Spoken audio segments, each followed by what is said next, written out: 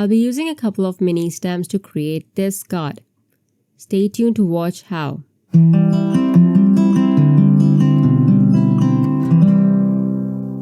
Hello and welcome to Creative Coloring with Iram.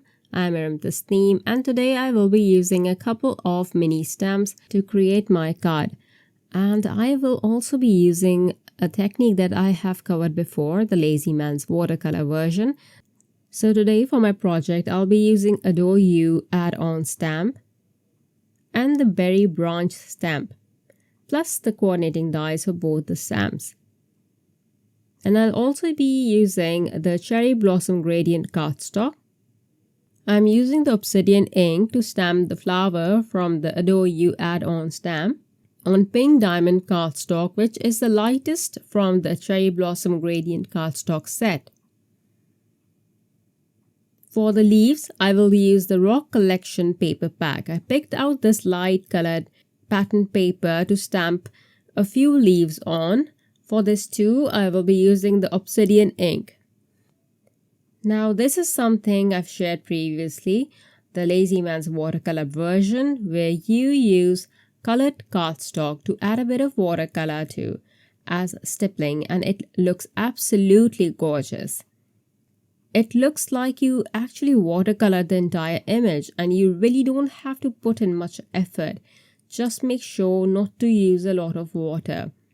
You already have a base layer on there, that is the colored cardstock that you are using. But if you want your stippling or your watercolor layers to be more prominent, then remember to dry between layers. Here you can see that I'm adding more color to the flower, but my pigment is just a smidge more concentrated or darker than the first time around.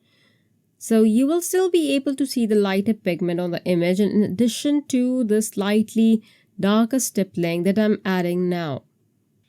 So here you can see how my image looks like, both the flowers. As you can see, there are two distinct layers of watercolor on there, one light and one slightly dark. I only added 2 layers of color. You could go ahead and add more if you want to. You can even add splatters to this. Next, I'll use the Illusion Triangles 3D embossing folder and run a panel through my die cutting machine. This is going to be my card front. I'll adhere this onto my card base. But before doing that, I will use Silver Lake dye ink and a large blending tool and apply a bit of ink onto this panel with a very gentle hand. I just want a bit of gray color on there and the design to be visible. Next, I will adhere a pattern paper from the Rock Collection, a strip of it onto the mat that I will adhere on top of my card front. But I would suggest you do this after you add black paint splatters, if you are adding black paint splatters, that is, because I had to mask this off and then add my black paint splatters before adhering my flowers and my leaves on there. Once all the images were adhered, I stamped the sentiment from the sentiment strips to stamp set. Then I used white gel pen to add details to my flower.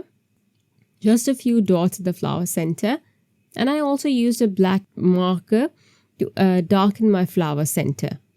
After this, I figured the berries looked kind of unfinished. I added pink watercolor to these too, just to balance the pink out. Next, I adhered the mat onto the card front with foam tape, and that's it. My card is ready and it is looking so pretty.